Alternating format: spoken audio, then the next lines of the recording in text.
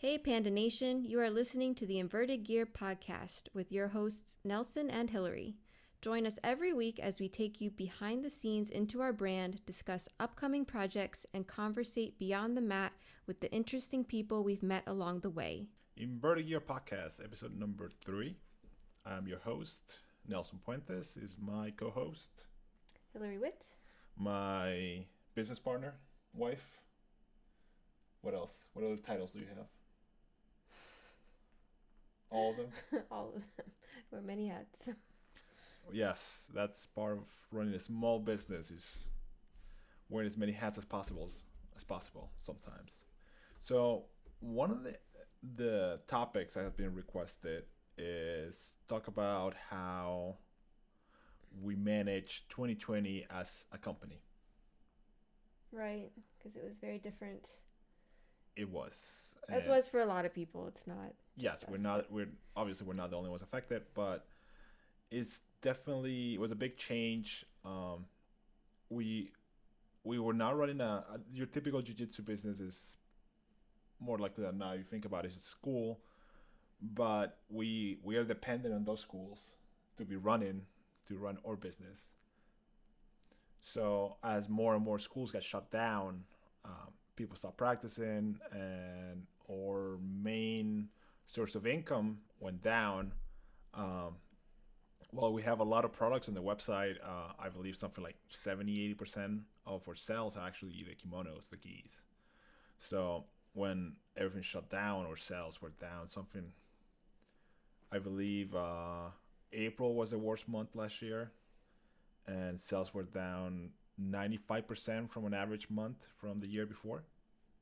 Yeah, a lot of people were considering if they were ever going to train again, how would they be able to train? And the last thing they were thinking of was buying more equipment, more uniforms, more anything. Everyone's trying to save money, and it's being able to train or go to the gym, whatever your hobby is, like it's more of a luxury to have that, so people were rethinking that for a while, and we were at a standstill.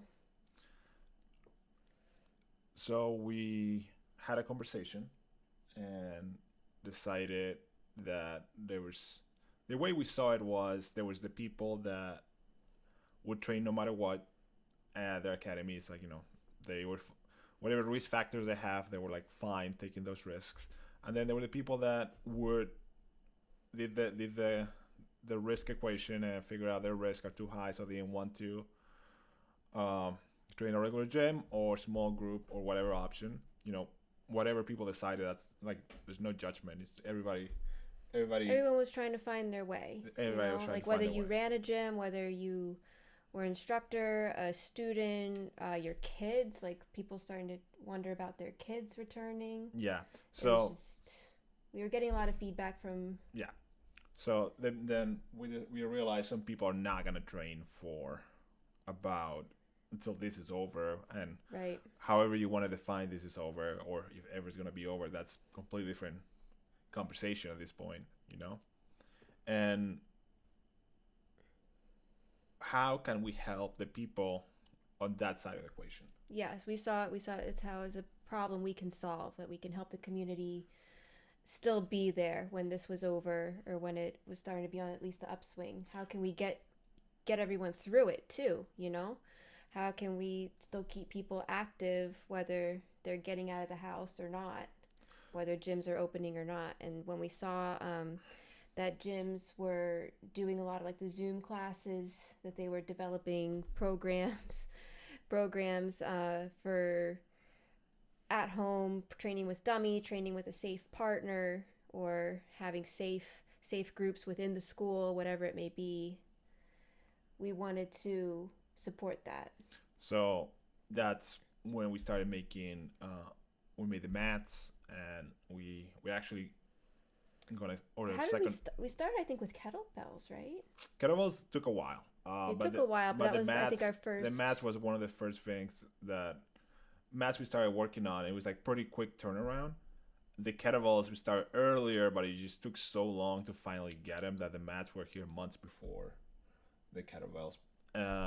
So yeah, kettlebells. I started training with kettlebells. I want to say something like '08, '07. I believe I took my first kettlebell certification in 2008 with Jason C. Brown. What about you? When did you start with kettlebells? Before you met me and Jason, do you ever train with kettlebells? No, the first time I trained with them, like I've seen them, but and I knew of Steve Maxwell and his program, like when I lived in San Diego and he would come out to visit and I was training at Solos, he would talk about it, and I remember helping a lot of students, but I was always kind of watching. I never really tried myself. I was more of the dumbbell, like, and the barbell, and the very much what is it, like the Olympic kind of lifting Olympic at weightlifting? the time. Like cleans and And snatches? the bodybuilding, like stuff like that. Like I always thought I needed to be bigger and stronger. I guess I didn't really appreciate as much until I think I met you, and you had gotten together with Jason, and I saw like how the movement was much more effective for jujitsu. Yeah. So that was that was like 2012 So when that we started was dating. So like probably 2013, you had like it your was first kettlebell 2000 experience. because when 2014, I yeah. something like that. That's fair. Yeah. So I really believe if you're training, and especially in the conditions we were on, where everybody was homebound for a few months, or let's say a year, and a lot of the gyms, depending on your state, like gyms were shut down. Um, Having kettlebells, having access to kettlebells, was not only a good way to stay in shape, but I really think it's just it really gives you like such a strong carryover to jiu-jitsu that no other I really believe like more than any other training modality in my opinion. So we got kettlebells made, we got steel clubs made, which I had gotten into watching Mark Wildman videos on YouTube, and we started with that. So it was the clubs, the kettlebells, and the mats, and like we started to like pivot away from just what traditionally we had done was just t-shirts, rash guard shorts, and kimonos, and hoodies in the winter, And like that was it. That was the only thing we made for the last 9 years, 8 years at that point. And we had to pivot to survive, to stay afloat, since the gi sales were not there. And you can hear a dog walking into the studio. And once we got the kettlebells and the mats and the clubs ordered, then we started working some other projects that had started, had stopped, and really just needed, I guess, not only the time, but we needed like a reason to work on, I guess. Well, being home, like not training ourselves, not going anywhere, we had the chance to sit down and really think, what more can we do? What more can we offer? How are we keeping people interested? And so yeah, we came along with a whole list of ideas for apparel, for backpacks, then just for still living the lifestyle, even if your lifestyle is still changing. Yeah, I mean one of the things, one of the items people have requested, not items but like apparel type, was like having something like jiu-jitsu brands don't really have much business casual attire. So having a polo was something we've been bouncing around the idea for a while, and we even when we went to South America last time, we spent I think all together something like maybe a week in Lima, because we were like 4 days 4 days at the beginning of the trip, and then 3 days towards the end of the trip. And Lima, in Peru, is like famous for their cotton. They have like this really nice cotton. It's called Pima, algodón Pima, and a lot of fancy brands may get their polos made there. So we're looking for a polo factory to make us like some really some nice like nicest polos we could find. So we found a factory. We started working, getting samples, and like they didn't know anything about jiu-jitsu. When we sent them the logo, they wrote me like this very long WhatsApp message about how they really thought I needed to change the logo or their polos wouldn't sell because it looked like it was the logo for like a baby brand for like baby clothing is what they told me. Ropa de bebé. That's what they told me. I was just like, okay. I was like, hey, like, here's our Instagram. We've been in business for 9 years. Can you please make what I'm asking you to make? Yeah.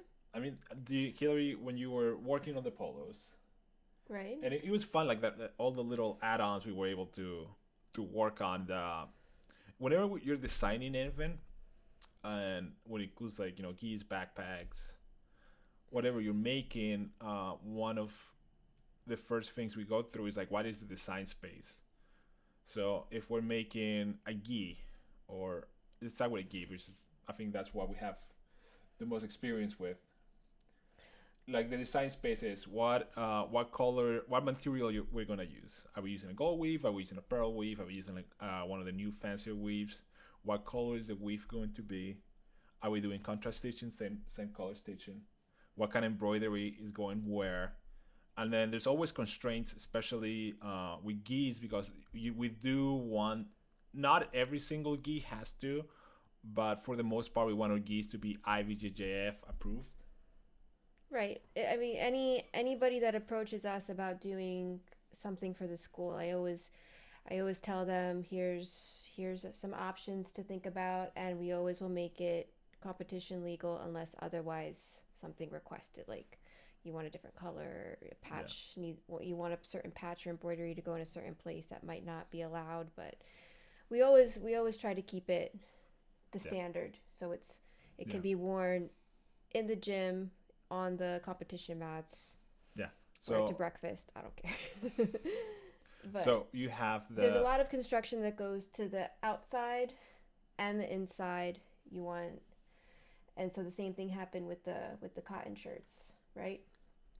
Yeah. So with the polos was we could get any print on it. We could get embroidery on it.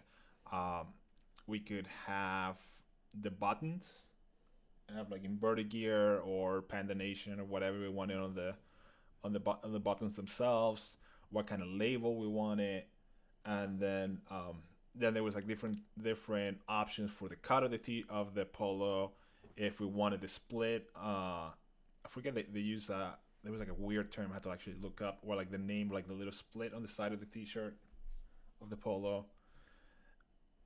So it was just fascinating because we were making t-shirts for a long time, but making a polo, like there was like, not only is the same like a gi, because there's like different materials, not only the weight, but the material itself. Like we use the classic, it's called a piqué, like like the little, like it looks like it has little holes on it, material, and then that's what we use for our polos. And then we want the classic neck that goes into the polos. We want like a different material, and then how much more pièces we wanted to add to it.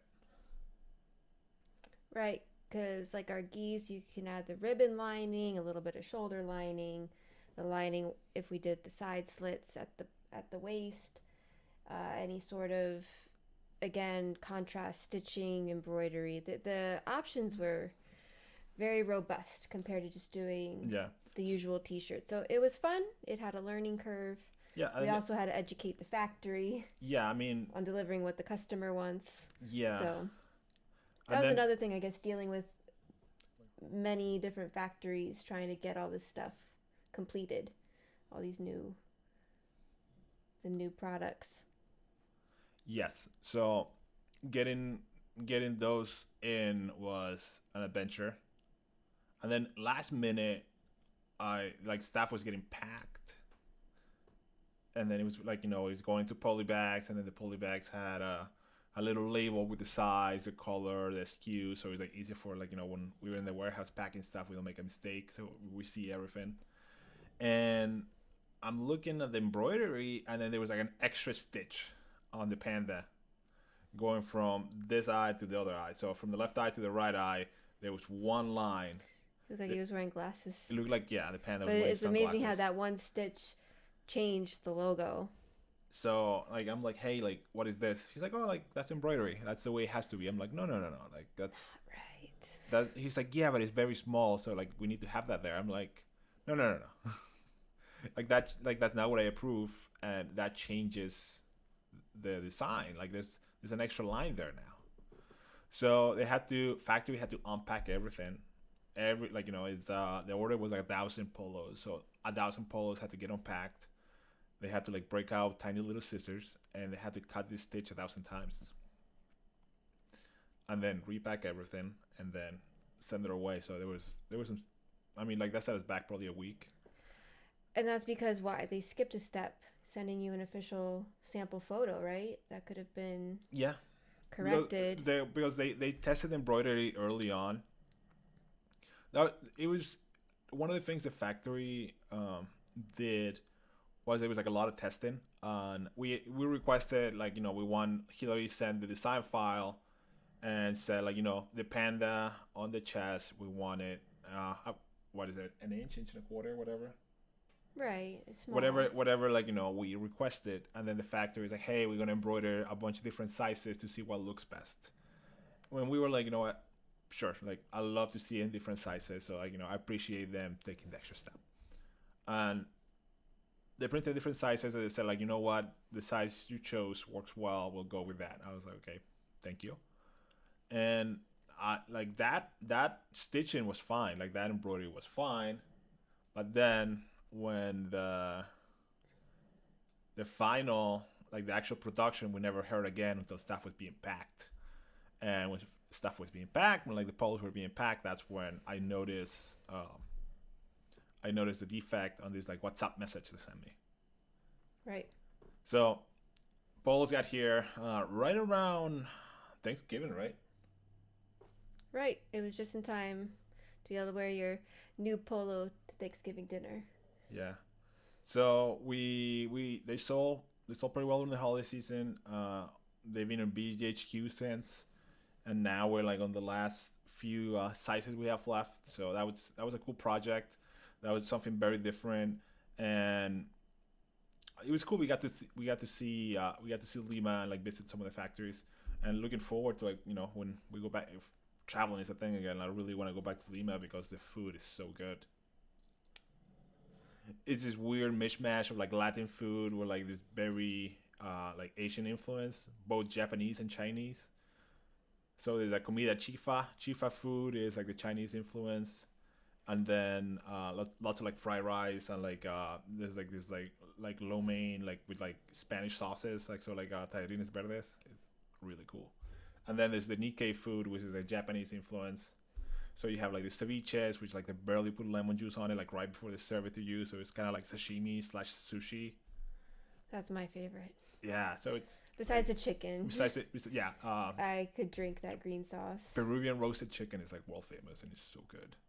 I finally found a winning recipe. I can make it at home. Yeah, Hillary's been killing the ají verde recipe when we get like roasted chicken. Then we worked the polos. What else? The backpacks. The backpacks have been a long term. Yeah, it's something to have something to yeah, travel I remember like with. 5 years ago is when we first started, and then I got samples from like one factory, and I didn't like any of them, and then I was like, you know what? It felt hopeless to say it, like we were just not. It was like, this is a waste of time. I don't have time for this right now. I'm like, we'll deal with it another time. So we had the time now to revisit it. Went through I think 5-6 factories. At one point, I spent 3 days just looking through every backpack factory I could. Hillary asked me if I was going to look at every backpack on the internet, and I probably did. I didn't put my phone down. I was just scrolling. And landed, I think, 6 backpacks. So I doubled my work. We got samples of those. We have nephews and a niece that are, 10? What are the ages? 5 to 10. Yeah. So over the summer, when the samples came in, I just gave it to them for a few days, and like got one of them, they broke one. So we're like, all right, like there's no. That's not gonna work. That's not gonna work. Yeah, like there's no better stress test than giving like something to a 10-year-old. So we decided on one backpack factory. we put an order for the there was called roll top backpacks, and it's like a medium sized backpack. It can get up to is between like 20 to 35 liters if you're like super nerdy and you know what that means. And it was we got to pick the material it was made of. We got to pick the layout, how many pockets, how deep the pockets were. We made some changes to the pockets. We got an inside lining with pandas on it, and then like it's very minimal on the outside. Just one patch that says in bird gear, and I love it. I mean, if I was training, I like that would be the thing. It's the perfect size, and it's light. It has water resistant, at least, right? Or Yeah. waterproof. Water resistant. It is, yeah. So it's great for any weather, and I love the pockets it does have. It doesn't have too many, but enough to organize, be able to carry a laptop. It has straps to carry like your dirty gi on the outside if you need to. It has a little mesh bag, like extends from the bottom. Right, like it's not it's a mesh. Sorry. Yeah, no worries. And then but yeah, again, it was nice to work with a factory that was receptive to the changes we wanted to make it our own, and it's been a winner. Yeah, that I think we're like halfway through the shipment. We had to order 1,000 bags to make all the changes we wanted. So that was a fun experience. We have another backpack that actually landed sometime. I think they landed on Monday. Monday morning they landed, so hopefully we get them in between a week or two. Customs taking forever these days. That's the smaller one? That's the smaller one. That one that's like the perfect bag. That one is based off of our favorite bag that we use. Where do you get this bag, this favorite bag? Where do you get it? Oh, where did I get it? I'm sorry. It was in Taiwan. It was actually in the little city from Spirit. Yeah, that was it was a reference for Spirited Away, and we were just walking around and found this perfect little backpack. I needed something that works as like a purse and a baby bag and a laptop bag, and not instead of carrying like 5 different bags. It's so for just the right size to get around a little busy city too. Hillary fought me on using a backpack as a baby bag for a long time, and then we had like the one strap baby bag, and that thing is awesome if you're like taking it out of the car and like walking a few steps inside. But when you're like out and about all day, it's so much better to have a backpack instead of like, you know, a strap on like one shoulder, then like the other shoulder, and then like sometimes like you have the bag on and you're holding the baby. It's a pain. So once we were out and doing touristy stuff in Asia, and usually also when like we were so used to having the stroller and taking the stroller everywhere, and the baby bag we had, you could strap it to the stroller.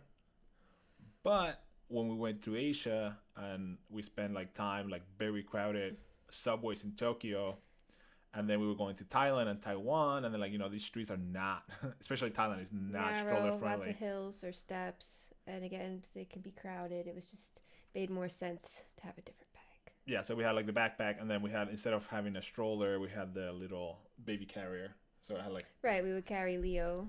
We had Leo. I had Leo in my bag as a backpack half the time. Right. And that's when we found this like awesome little bag. We really like the pockets, and the size was perfect for like a day pack.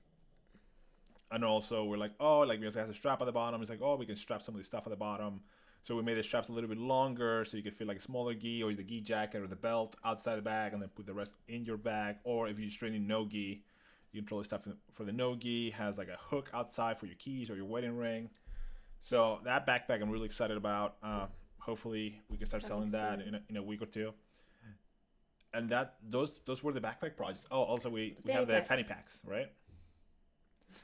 Fanny packs, yes. Which is something I fought him on, but they came out really cool after all. And we had like an advanced shipment of like 3 boxes, something like that, and we are out of those now. So now the main shipment is coming, and it's been cool.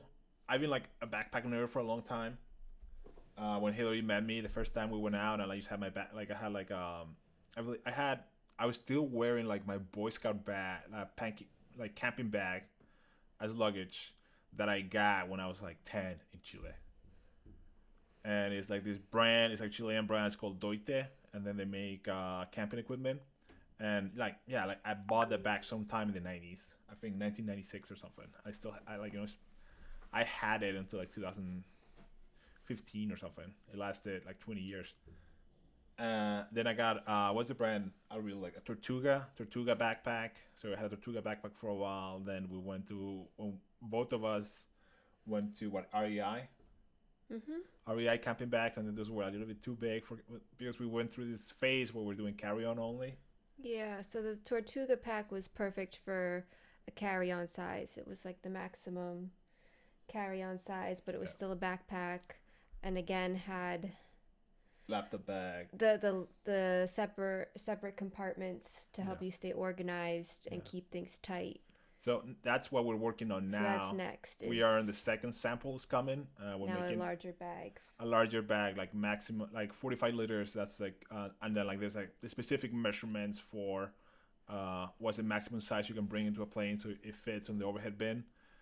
Sometimes you see in the airports they have like the little box at the boarding gate, and they'll make sure your bag fits in there. Otherwise, it needs to get checked.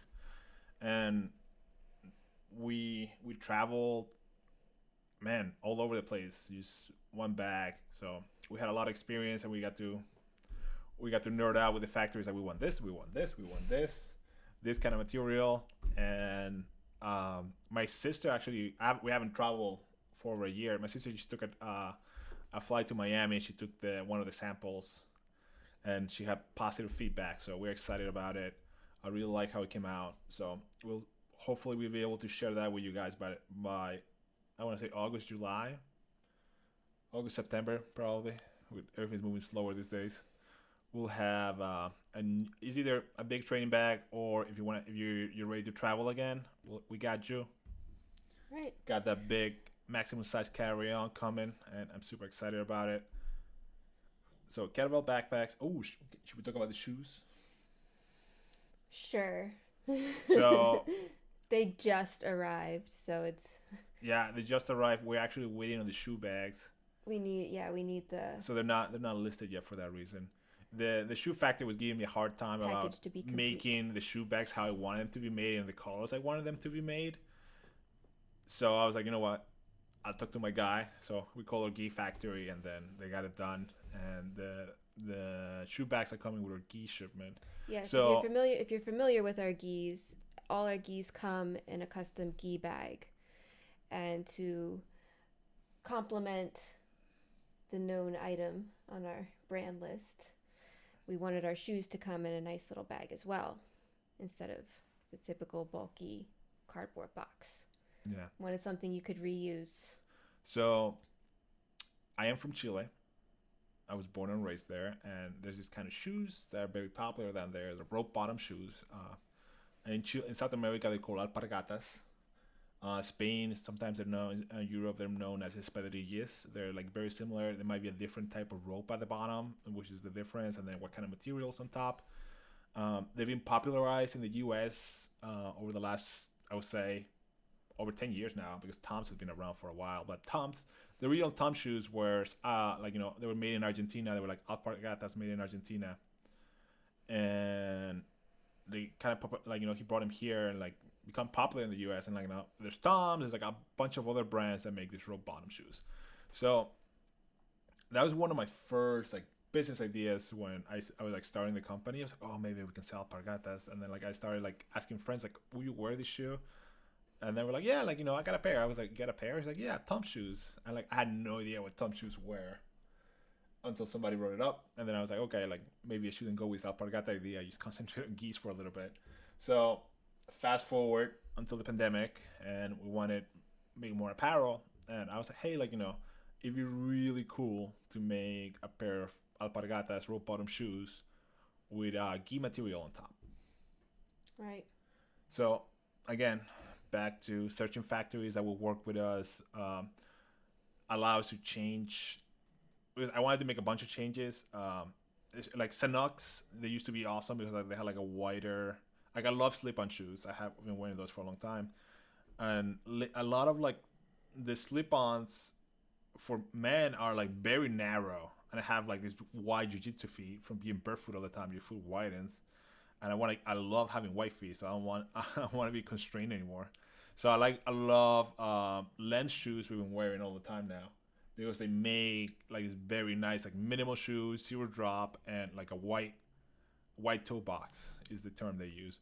So in order to make the shoes I wanted, not only I wanted the material on top to be different than the standard material. I wanted gi top on top. I wanted a rope bottom shoe. I wanted a custom sole at the bottom to have the panda on the shoe bottom, and I wanted to change the mold of the sole for V to be wider and have like a wider toe box. So it took a while to find a factory that would work with us. It took a lot of fighting for them to do what I wanted to do because they kept fighting me back on. They used to tell me, it's like, no, if you do that, it's too expensive. And I just have to keep telling them, it's like, hey, please, you just let me know how much it would cost, and then I will make the decision if it's too expensive or not. So this started May of last year, right? When we got like the first few samples and started contacting factories. Yeah, it was just in time for the warmer weather to be able to. Yeah, so take them outside and really test them out. Yeah, so we got first. I got a sample of the regular rope bottom shoe, like something they had in stock, like they were making. It was like no brand, nothing on it. So they sent it to me. I like the quality. Like I said, it was like a little bit too narrow. So then we started like, okay, like now make my mold. Hillary came up with a mold. It has like a bamboo pattern we use, has a panda, and then has a size on it. And then that was a whole process, which I have no idea how it worked. Somebody has to make a 3D design from the drawing. Once the 3D design is made, somebody makes a wood carving. Right, that was cool to see. We got the wood carving sample to approve the mold. Yeah. So then once the wood carving is done, they make a mold. Once that mold is made, they can start pouring the rubber or whatever material they use at the bottom to make the sole. And then you have to do that every shoe size that you order. So we order from, we use European sizes because they're unisex. Instead of like having a male size and a female size, we want a unisex sizing. So we made from size 37 European to size 47, size 37 to 47 European. And that's 11 sizes. So we had to make 11 molds, which took a long time. And then we made the order with like different colors, whatever. Got made. I requested. That's one of the things I requested. Hey, I want this on the bags, plastic bags inside the. So in a plastic bag, inside like one of the bags we requested, like or gi bags, right? Right. And then like the whole fight happened over like, oh, you're not ordering enough for us to make different colors. And then I would like argue back, hey, I'm ordering 1,000 pairs of shoes. Like how many do I need to order? Can we make extra bags? And like they just didn't want to do it, and they were being like very difficult. So I was like, hey, like I just want this done. We got it done to the gi factory. It's getting added to a gi shipment, and it's on its way now. For the bags. Shoes are at the warehouse already. Hillary got to sort through them and have fun with that yesterday. Going to our little bins every rack. Organizing. Yeah, has the bin, so then when the order comes in, organization. Yeah, so when the order comes in, and we just walk through it, put it in a bag, and ship it. And that was a shoe adventure. And again, giant learning curve. Worth it now that the days have been a little warmer. I must say, I was a little turned off by the rope bottom at first. I like the shoes that he had mentioned, the Lems, Sanooks, Toms, that they're very like foamy, and I love how they mold to your foot, and they're flat, they're flexible. But I wasn't sure about the rope. I'd never experienced that really before. I thought maybe they would be itchy, or I didn't know. But then I tried them. So soft, especially having the gi material that you know and love. Yeah. And they're still light, and I really like the idea of having something that's not a flip-flop for the gym too. Like maybe you don't necessarily, they're a good everyday shoe, but they're also a nice slipper type of shoe too. If you need something to protect your heel, protect your toes, just another nice other option. Like they're actually pretty cozy to wear inside too. If maybe your feet get cold at the gym or Hillary's mom I has don't been know. wearing them as house slippers. Yeah, my mom took off her fuzzy socks and slippers last night to put those on and actually kept them on. And it's funny for me because I just grew up seeing people wear these all over Another the place. fashion statement. Like yeah, now they're like a fashion statement. So South Americans out there, you need some gi, like some jiu-jitsu alpargatas. We got you. Also, like nothing I hated the most than getting off the mat, especially the schools where everybody puts their shoes like right next to the mat, and then you're not sure which pair of black sandals are yours because everybody has black sandals, especially if you're a guy. And then I started wearing like leather sandals for that reason, so like I could recognize them. And I remember like leather sandals eventually got popular too.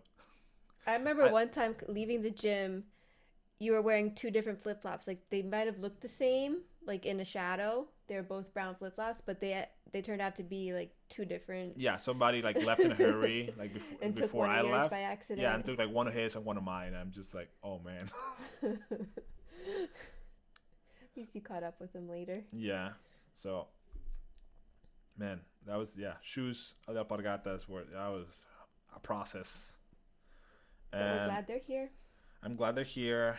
I think I really hope Panda Nation likes them, and I really hope we get to keep making them because we got this is like the first batch. It's like 4 models.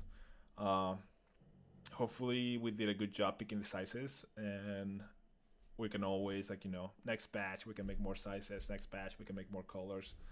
But whenever you're like diving into a new product, you may, especially there's something that hasn't really been made before. You need like a proof of concept before you go too deep on it. So we need your feedback. So let us know. And should we talk about the fitness stuff? So the kettlebells and the clubs and maces are on their way are in production now with the next kettlebell shipment. It was hard to find a factory that could make them because there was like that giant like kettlebell shortage when like all the gyms started shutting down. Like you couldn't find fitness equipment anywhere. Like I remember going to what do we have? Dick's Sporting Goods. We went to our local Dick's Sporting Goods and you couldn't find a pink. Yeah, they were not in stores. People would go. There's nothing in store. To Rogue or whatever. Everyone like all the websites were sold out with like known brands. Yeah, so you couldn't find a kettlebell anywhere. I mean, you couldn't find a piece of fitness equipment anywhere. Like May, June, August of last year, there was like nothing. So thankfully, we had already thought about and started the process. Yes, and then in March. Yep. So we were working with same thing, working with factories, contacting factories, figuring out quality, figuring out there was handle geometry, looking at pictures of the samples and getting measurements and figuring out are they gonna have the handle that I like, because I if you don't kettlebells for a while, if the handle is too wide or too narrow, it really messes you up. If it's too narrow, which is not it's usually the opposite problem is when it's too wide. If it's too narrow, you can always grab the horns to get your grip in, or take your pinkies out if you're doing two-handed swings. But if it's too wide and you're doing cleanup presses or snatches, anything where you have to rack the kettlebell, and if you're holding it correctly, it really messes up the way you're holding the kettlebell if the handle's too wide.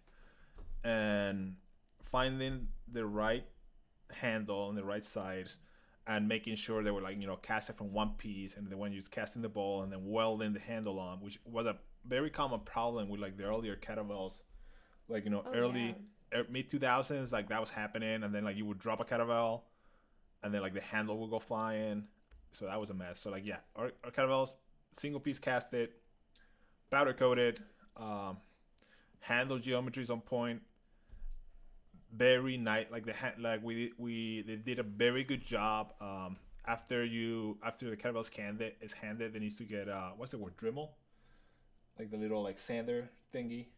Needs to go through and like make sure there's no imperfections left there, because otherwise like that can really mess up your hands, especially if you're doing a bunch of repetitions. So finding the factory, then same problem as always, like whatever customization we wanted, from like, we want the boxes to have our logo on them, we want the kettlebell to have our logo on it, and then the argument is like, hey, if we do that, it's going to take longer. If we do that, it's going to be too expensive. If we do that, this. If we do that, this. So there's always pushback when you get in self-manufacture. That's part of the business, I guess, part of like chain of supply. So finding your supplier, finding the right supplier, and getting the supplier to make the product how you want it to make, not whatever the industry standard is or whatever everybody else is doing. One item that I missed out on and I should have checked more thoroughly was the packaging. Yes, we didn't know or realize how big of a problem that could be until our kettlebell started shipping. Yeah, so the kettlebell started shipping. The box is not the way they package the box is the kettlebell is in there. There's a piece of styrofoam on the bottom and at the top, and then there's like 2 triangles between the handle to hold the kettlebell in place. But now a lot of companies, what they're doing is you get like a styrofoam mold, so there's no room for the kettlebell to move around in the box. It's much sturdier. The styrofoam fills the box completely. There's no holes for the box to get dented in. Yeah. And we didn't know that was even an option at the time. The factory neglected to tell us. Yeah. Again, they thought it was too expensive. So they didn't even. But they didn't even let us decide if it was too expensive or not. And you know what's expensive? Reshipping kettlebells. Yes. So all the money we lost with. Because I mean, thankfully the kettlebells were not necessarily damaged. They're very durable, but you don't need one arriving without a box. Yeah. Either at your doorstep. So yeah, we started shipping kettlebells, and then like the tracking would disappear, like the tracking get hung up, and then like it would show up later without a handle, and then we have to like reship, figure out. So what we've been doing now is we got these like really heavy duty boxes, like they're like 200-pound tested boxes. So we're whatever kettlebell box we have already, we're repackaging that, putting heavy stickers all over it. So FedEx and UPS employees are not surprised by it. It can be handled better. And it's been doing a lot better. We shipped stuff to Texas and San Francisco to like friends just to like test it. Like, hey, let me know, send me some pictures like what this looks like when they arrive. So we've been doing that. The clubs didn't have an issue really. No, I think the clubs fill their boxes differently because they're shaped like a baseball bat. It's instead of it being like the handle and the space like around the handles of a kettlebell, it's like it's not as. Yeah, the one issue we run into, we never run into before, was they were like about to start our production and told us like, hey, like next week we start casting your kettlebells, we'll send you pictures. 10 days went by and hear back from them. I messaged them, nothing came back, and then I messaged them again, and they're like, hey, like, what's going on? Are you guys alive? They're like, oh, we have flooding. The factory flooded. And they send me these like videos, and then like, they're cleaning up the factory, sending me pictures when like the water was like at its highest. They couldn't get into the factory. It was like, the water level was above cars in the parking lot. Oh, it was horrible to see. It was crazy. Yeah. And then like, so it took a while for them to get the furnaces clean and everything ready to go again and start casting the kettlebells. Then shipping was a nightmare. And then when did this ship? Man. From the factory to us? Yeah, September, I guess. Yeah. And at that time, it was just after like, all the shutdowns, after like everything going on and like decreased capacity. End of last year, there was just a very high demand for stuff getting out and getting shipped to the U.S. So it was a lot, like, all the delays we could hit, we did. So anybody that pre-ordered kettlebells, appreciate you. Thank you for your patience. If you have any issues with them, just let us know. I think there was like a few issues where like there were like we mentioned, like, FedEx, box rip, whatever. Everything got reshipped. Everybody I've talked to at least or email back and forth is happy with them. People love the feel. People love having a Panda kettlebell. I know at least one guy has them in his living room. Puts the room together apparently. And that is, I think that is all the projects we went through last year, besides like non-gi related. Right. So we also have the clubs. The maces are coming. Yes. Do we have the wooden rings? The wooden rings, that is something I'm still working on. So I wanted to make like a grip trainer and then have it attached to like wooden like Olympic rings for like bodyweight exercises, rows, whatever, pull-ups, whatever you want to use them for. And I wanted to make like the gi material attachment to it. So I'm still working on that. Think their round of samples is coming. And like the first, like I've changed like the design of it and the material because it wasn't thick enough to where I wanted it to be. So we'll have news on that eventually. Stay tuned. Stay tuned. It's still in R&D, research and development, still working on it.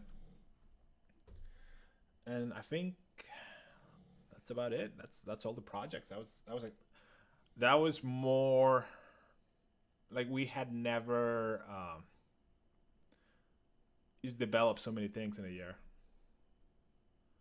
It was usually like a new gi or a new weave or like change the cut on the gis a little bit here, change the cuts in the gis, or like the way we do embroidery or patches or whatever. So that was a lot of change last year, and we are very happy how well everything we worked on has been received so far. Yeah, absolutely. So that's a little more than a little. That was an inside view of 2020 and a little bit of look how we develop some of the items you buy and hopefully you love.